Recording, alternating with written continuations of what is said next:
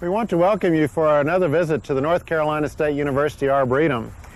Our visit today is going to be a little different than many that we've done in the past, where we focused on individual plants.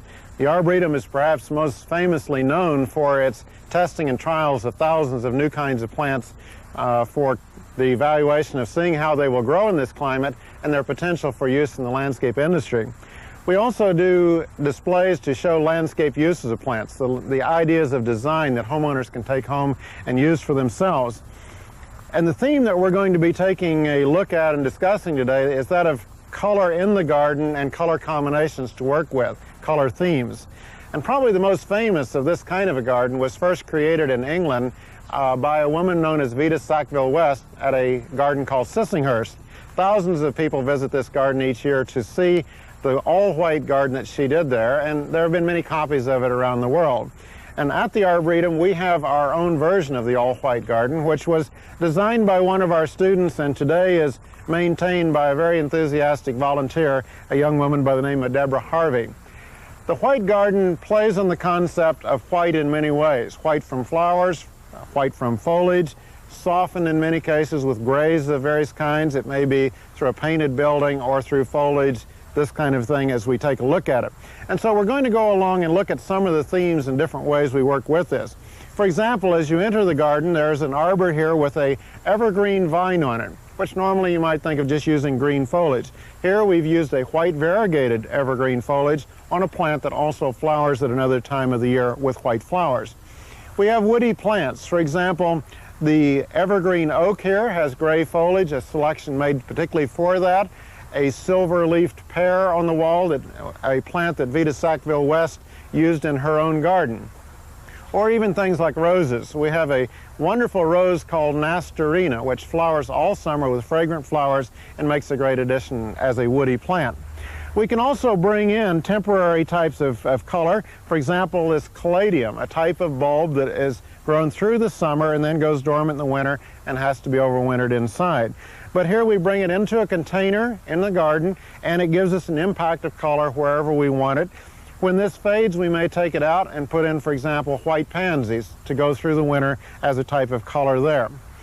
We also do use a great many perennials, Easter lilies, Shasta daisies. Most of those are spring and early summer, and by the time we get into this time of year, we're down to using annuals for a real blast of this impact of white.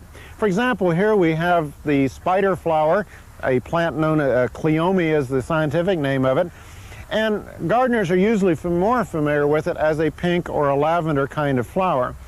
White is available with a little bit of hunting, and one of our happy discoveries is that this one will reseed itself in the garden. It comes up every year. All we have to do is thin it to leave the plants where we want, and it'll bloom for months as we go through the summer. There are more familiar things to the average gardener, though. For example, impatiens, petunias, periwinkles. These are all very common annuals that are available at any garden center in the spring and widely used and enjoyed across the state. We find that using them in combination works very well because impatiens and periwinkle tend to be a little slow taking off in the spring and slow making a real impact of a mass of color, whereas petunias are very fast, a lot of color almost instantly. But it's a nice combination because in the summer, when the heat and the humidity get really bad, the petunias begin to decline. They tend to go down about the time the impatiens are really getting to be quite spectacular. And the impatiens and periwinkles will then go ahead and bloom all the way until they're killed by frost, sometimes here as late as November. So good color impact of those in the gardens. We also tend to use woody plants here for types of color, and one of the best at this time of year is a crepe myrtle. You can see the beautiful, spectacular flowers on this. It is a new variety that was released by the National Arboretum called Natchez. Not only does it have the fine flowers, it's also a hardier variety, it's disease resistant, it has beautiful bark as well. So the white garden is one kind of a color concept. Let's take a look at another garden and just show how you can take another color theme and use that. After the blaze of white that you've been looking at for the last few minutes, to see a scene like this gives you a striking color contrast. Here we've taken the theme of sort of the purples, pale lavenders, and that range of colors to give you an entirely different feel to a garden. Very cool, very restful. In this case, we've again used a wide variety of plants, and you could go out to your garden center and select when things are in bloom to find combinations that look good together. Again, things like petunias, salvias, impatiens, they're an almost infinite variety of things that one could take a look at. Another combination that is striking and was used by Vita Sackville West in her garden was a red and gold garden. And there are many other combinations that you could take a look at.